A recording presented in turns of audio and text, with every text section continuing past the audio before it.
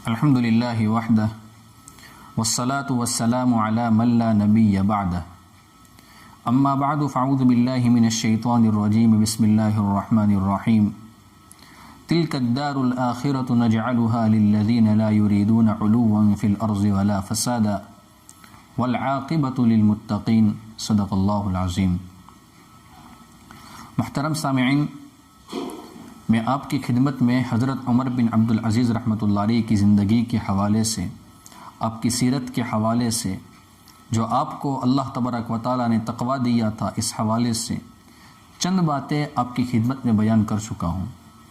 ایک دو باتیں آج مزید آپ کی زندگی اور آپ کی سیرت کے حوالے سے بیان کرتا ہوں، اور اس کے بعد میں آپ کی خدمت میں یہ چیز بیان کروں گا کہ حضرت عمر بن عبدالعزیز رحمۃ اللہ علیہ، جنہوں نے اتنی عدل و انصاف والی حکومت کی، تقوی اختیار کیا، اللہ کا تعلق بنائے رکھا، تو اللہ تبارک و تعالیٰ نے دنیا کے اندر ان کو اس کا بدلہ کیا دیا۔ اللہ کرے کہ ایسی موت ہماری آ جائے جس طریقے سے اللہ تبارک و تعالیٰ نے حضرت عمر بن عبدالعزیز رحمۃ اللہ علیہ کو موت دی ہے۔ حضرت عمر بن عبدالعزیز رحمۃ اللہ علیہ کے زمانے میں لوگوں کی مالی حیثیت اتنی بہتر ہو گئی تھی، اتنی شاندار ہو گئی تھی کہ اس کا اندازہ آپ کو ایک واقعے سے ہوگا۔ حضرت یحییٰ بن سعید رحمۃ اللہ علیہ فرماتے ہیں کہ مجھے حضرت عمر بن عبدالعزیز رحمۃ اللہ علیہ نے افریقہ میں بھیجا اور فرمایا کہ تم وہاں پر جاؤ، لوگوں کی زکوٰۃ وصول کرو۔ میں وہاں پر گیا، میں وہاں پر پہنچا، مالداروں سے میں نے زکوٰۃ بھی لے لی، لیکن ایک بندہ مجھے پورے افریقہ میں ایسا نہیں ملا جو زکوٰۃ کا مستحق ہو، غریب ہو، اور میں اس کو زکوٰۃ دے دوں۔ پورے افریقہ کے اندر ایک بندہ مجھے ایسا نہیں ملا ہے۔ آپ اس سے اندازہ لگا لیں کہ حضرت عمر بن عبدالعزیز رحمۃ اللہ علیہ کے زمانے میں لوگوں کی مالی حیثیت کتنی بہتر ہوئی ہوگی۔ ایک بات مزید میں آپ کی خدمت میں پیش کروں، حاکم جیسا ہوتا ہے، حاکم کی نیت جیسی ہوتی ہے، رعایا کے اوپر اس کا اثر ضرور پڑتا ہے، عوام کے اوپر اس کا اثر ضرور پڑتا ہے۔ حضرت عمر بن عبدالعزیز رحمۃ اللہ علیہ سے پہلے جو خلفاء گزرے ہیں، اس میں ایک کا نام ہے ولید ابن عبد الملک۔ ولید ابن عبد الملک کے زمانے میں جب لوگ جمع ہوتے تھے، لوگوں کی محفلیں جمتی تھیں، تو لوگ مکانات کی باتیں بہت کیا کرتے تھے، کیونکہ ولید بن عبد الملک بھی خود مکانات کا اور تعمیرات کا بہت شوق رکھتا تھا۔ سلیمان ابن عبد الملک کے زمانے میں جب لوگ جمع ہوتے تھے تو کھانے کی اور عورتوں کی باتیں بہت کیا کرتے تھے، فلاں کھانا کیسا ہے، آپ نے کیا کھایا ہے۔ کھانے کے شوقین لوگ ہو گئے تھے، عورتوں کے لوگ عاشق ہو چکے تھے۔ کیوں؟ اس لیے کہ سلیمان بن عبد الملک بھی خود کھانے کا اور عورتوں کا بہت عاشق تھا، بہت شوقین تھا۔ لیکن یہی لوگ جب حضرت عمر بن عبدالعزیز رحمۃ اللہ علیہ کے خلافت کے زمانے میں آتے ہیں تو لوگ کیا باتیں کرتے تھے؟ جب لوگ حضرت عمر بن عبدالعزیز رحمۃ اللہ علیہ کے زمانے میں اور آپ کی خلافت میں جب لوگ جمع ہوتے تھے تو لوگ نوافل کی باتیں کیا کرتے تھے کہ آپ نے رات کے اندر کتنی رکعت تہجد پڑھی ہے، آپ نے کتنی رکعت نوافل پڑھی ہے، آپ نے کتنا ذکر کیا ہے، آپ نے کتنی اللہ سے دعائیں مانگی ہے، آپ نے کتنا پارا قرآن کریم کی تلاوت کی ہے۔ تو اس طریقے سے آپ کی زندگی گزری ہے، اور رعایا کے اوپر اور عوام کے اوپر اس کا یہ اثر پڑا ہے، اور عوام نے یہ تأثر لیا ہے۔ اب میں آتا ہوں آپ کی وفات کے اوپر۔ آپ کی وفات یہ بہت دلچسپ موضوع ہے اور بہت دلچسپ واقعہ ہے۔ حضرت عمر بن عبدالعزیز رحمۃ اللہ علیہ کے زمانے سے پہلے جو خلفاء تھے، بنو امیہ کے جو لوگ تھے، انہوں نے عوام کی زمینوں کے اوپر زبردستی قبضہ کر لیا تھا، ان کو ہڑپ کر لیا تھا، عوام کو وہ زمین وہ واپس دے نہیں رہے تھے۔ حضرت عمر بن عبدالعزیز رحمۃ اللہ علیہ جب خلافت کے اوپر آئے تو انہوں نے زبردستی لوگوں کے حقوق واپس دلوا دیے۔ بنو امیہ کے لوگوں نے جو لوگوں کی زمینوں کو ہڑپ کر کے رکھ لیا تھا، جن سے لے لیا تھا، حضرت عمر بن عبدالعزیز رحمۃ اللہ علیہ نے وہ زمینیں ان کو واپس کر دی۔ بنو امیہ کے لوگوں کو یہ بات ہضم نہ ہوئی کہ حضرت عمر بن عبدالعزیز رحمۃ اللہ علیہ نے جو زمینیں ہم نے لوگوں سے قبضہ کر لی تھی، لوگوں کی ہڑپ کر لی تھی، وہ ہم سے کیوں چھین لی اور واپس ان کو کیوں دے دی۔ یہ بات ان کو ہضم نہیں ہوئی، اور یہ بات صرف قلم کی حد تک محدود نہ رہی، بلکہ اس نے ایک خطرناک سازش اختیار کر لی۔ ان لوگوں نے سازش یہ کی کہ ایک غلام کو بلایا اور غلام سے یوں کہا کہ ہم تجھے آزاد کر لیں گے، 1000 دینار ہم تجھے ہدیہ کریں گے، صرف تو ہمارا ایک کام کر لے۔ غلام نے کہا کہ کیا کام کرنا ہے؟ انہوں نے کہا کہ تو کسی بھی موقع پر موقع پا کر حضرت عمر بن عبدالعزیز رحمۃ اللہ علیہ کو زہر دے دے اور ان کو موت کی گھاٹ اتار دے۔ اس نے کسی موقع پر حضرت عمر بن عبدالعزیز رحمۃ اللہ علیہ کو دعوت میں یا کسی جگہ پر کھانے میں زہر دے دیا، زہر نے اثر کرنا شروع کر لیا۔ حضرت عمر بن عبدالعزیز رحمۃ اللہ علیہ بہت بیمار ہو گئے، یہ آپ کی مرض الوفات کے جو ایام ہیں وہ چل رہے تھے۔ ایک بندہ آیا حضرت عمر بن عبدالعزیز رحمۃ اللہ علیہ کے پاس جو آپ کا چہیتا تھا۔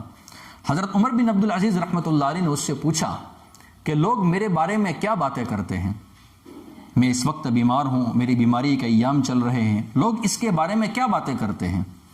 اس نے کہا کہ حضرت لوگ یوں کہتے ہیں کہ آپ کو جادو کیا گیا ہے، آپ پر جادو کر دیا گیا ہے، آپ مسحور ہو چکے ہیں۔ حضرت عمر بن عبدالعزیز رحمۃ اللہ علیہ نے فرمایا، اس بندے کا نام مجاہد تھا۔ حضرت عمر بن عبدالعزیز رحمۃ اللہ علیہ نے فرمایا کہ مجاہد ایسی بات نہیں ہے، اب وہ وقت مجھے یاد آ رہا ہے کہ جب مجھے کسی نے زہر دے دیا تھا اور اس زہر کی وجہ سے اب میری زندگی کے آخری ایام چل رہے ہیں۔ ڈاکٹر، حکماء اور جو زمانے میں علاج کرنے والے لوگ تھے وہ آپ کے پاس آتے تھے اور آپ سے کہتے تھے کہ حضرت آپ ہمیں اجازت دے دیں، ہم آپ کا علاج کر لیتے تھے، آپ کا علاج کر لیتے ہیں۔ لیکن حضرت عمر بن عبدالعزیز رحمۃ اللہ علیہ جان چکے تھے کہ اب زہر کا اثر میری باڈی میں اور میرے جسم میں اتنا ہو چکا ہے کہ اب شاید یہ میری جان لے کر چھوڑے گا۔ تو حضرت عمر بن عبدالعزیز رحمۃ اللہ علیہ نے ان کو انکار کر لیا، فرمایا کہ مجھے علاج و معالجہ کی کوئی ضرورت نہیں ہے، اب اللہ میرا مالک ہے، آپ نے علاج نہیں کروایا، آپ کی زندگی کے اخیر ایام چل رہے ہیں۔ اب آتا ہوں میں آپ کی وفات کے اوپر۔ آپ کی وفات کا واقعہ ان کی اہلیہ حضرت فاطمہ خود بیان کرتی ہیں۔ حضرت فاطمہ فرماتی ہے کہ ایک دن میں حضرت عمر بن عبدالعزیز رحمۃ اللہ علیہ کے پاس گئی تو میں نے ان سے کہا کہ آپ کئی دن سے آپ نے آرام نہیں کیا ہے، آپ سوئے نہیں ہیں، میں ایک کام کرتی ہوں، میں دوسرے کمرے میں چلی جاتی ہوں، آپ آرام فرما لیں۔ میں نے ایک غلام کو وہاں پر کھڑا رکھا کہ تو حضرت عمر بن عبدالعزیز رحمۃ اللہ علیہ اور میرے شوہر کے اوپر تو نظر رکھنا کہ ان کی طبیعت کیسی چل رہی ہے، کہیں طبیعت زیادہ خراب تو نہیں ہو رہی ہے۔ میں چلی گئی، لیکن میرے کان میں قرآن کریم کی آیات کی آواز آ رہی تھی جو حضرت عمر بن عبدالعزیز رحمۃ اللہ علیہ اس وقت پڑھ رہے تھے، اور وہ آیت کریمہ کون سی تھی؟ تلک الدار الآخرۃ نجعلها للذین لا یریدون علوا فی الارض ولا فسادا والعاقبۃ للمتقین، جو میں نے خطبے کے اندر پڑھی کہ یہ آخرت کا گھر ہے اور یہ ہم ان لوگوں کے لیے بناتے ہیں جو زمین میں نہ تفوق چاہتے ہیں نہ فساد کرتے ہیں، اور انجام اور آخرت یہ تو صرف متقی اور پرہیزگار لوگوں کے لیے ہیں۔ اور بالکل یہ آیت کریمہ حضرت عمر بن عبدالعزیز رحمۃ اللہ علیہ کو پر فٹ آتی ہے۔ یہ آیت کریمہ آپ پڑھ رہے تھے، آپ کی گردن جھک گئی، آواز بند ہو گئی۔ حضرت فاطمہ فرماتے ہیں کہ میں نے غلام کو کہا کہ دیکھ حضرت عمر بن عبدالعزیز رحمۃ اللہ علیہ کی آواز کیوں بند ہو گئی ہے؟ وہ گیا اور اس نے چیخ مار دی اور فرمایا کہ حضرت عمر بن عبدالعزیز رحمۃ اللہ علیہ کی وفات ہو چکی ہے، انا للہ و انا الیہ راجعون۔ اس طریقے سے آپ کی وفات کا واقعہ ہے۔ وفات سے پہلے آپ نے رجا بن حیوہ کو بلایا تھا اور رجا بن حیوہ سے کہا کہ رجا، جب میرا انتقال ہو جائے، جب میں مر جاؤں، تو جب قبر میں اتارنے کی باری آئے تو قبر میں اتارنے کے لیے آپ اندر آنا اور ذرا میرا چہرہ دیکھ لینا کہ کہیں میرا چہرہ سیاہ تو نہیں ہو گیا ہے۔ رجا بن حیوہ نے پوچھا کہ حضرت آپ یہ بات کیوں فرما رہے ہیں، کیوں آپ یہ بات مجھ سے کہتے ہیں کہ میرا چہرہ سیاہ ہو جائے گا؟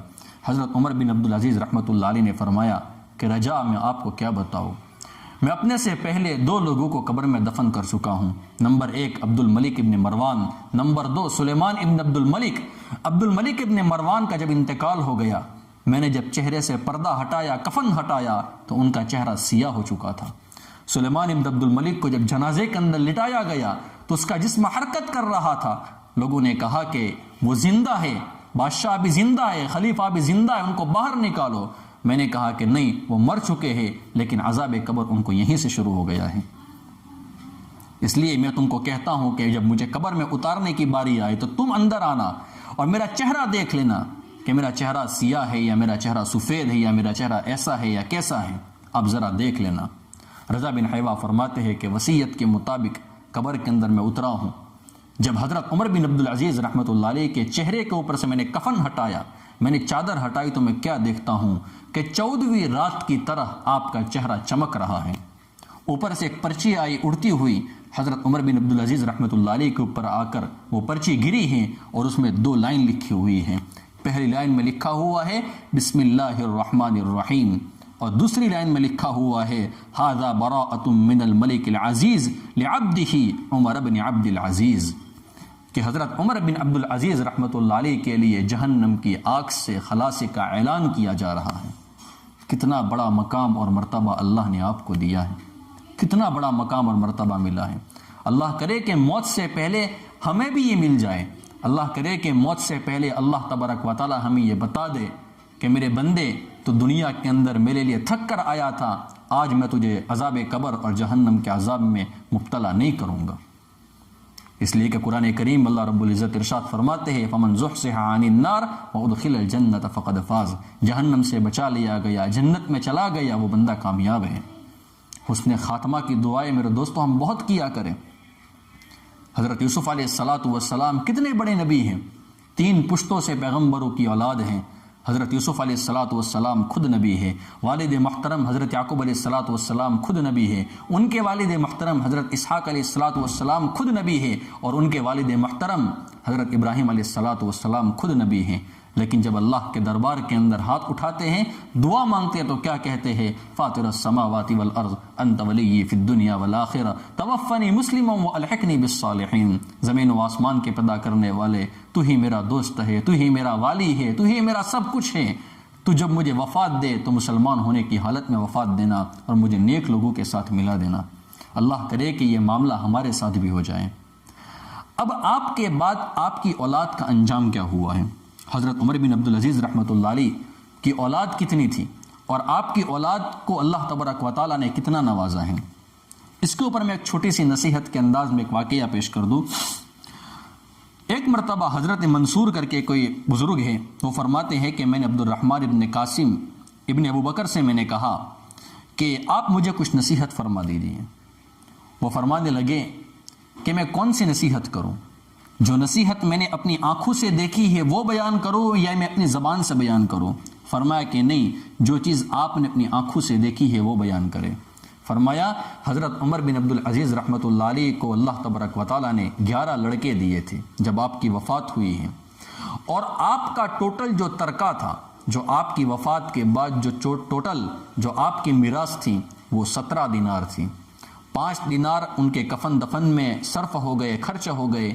2 دینار میں آپ نے قبر کے لیے زمین خریدی تھی، اور بقیہ جو تھا وہ لڑکوں پر تقسیم ہو گیا۔ ہشام ابن عبد الملک، اس کو بھی 11 لڑکے اللہ نے دیے تھے۔ جب وہ مرا، جب اس کا انتقال ہو گیا، تو ہر ایک لڑکے کے حصے میں قریباً 10 لاکھ درہم یا دینار آئے تھے۔ لیکن دونوں کی اولاد کے اندر فرق کیا ہوا، بعد میں ان کا انجام کیا ہوا؟ حضرت عمر بن عبدالعزیز رحمۃ اللہ علیہ نے تقوی والی زندگی گزاری تھی۔ آپ نے اپنی اولاد کو بھی تقوی کا پابند کیا تھا۔ آپ نے اپنی اولاد کو دنیا کی حرام اور ناجائز خواہشات کے اوپر نہیں ڈالا تھا۔ تو میں کیا دیکھتا ہوں کہ بعد میں جا کر اللہ تبارک و تعالیٰ نے ان کے لڑکوں کو مالی حیثیت سے اتنا زبردست کر دیا تھا، اور اتنی برکت اللہ تبارک و تعالیٰ نے ان کو عطا فرمائی تھی کہ میں نے ایک لڑکے کو دیکھا کہ ایک دن کے اندر 100 گھوڑے اس نے اللہ کے راستے میں جہاد کے لیے دے دیے۔ اتنی برکت اللہ تبارک و تعالیٰ نے ان کو عطا فرمائی تھی۔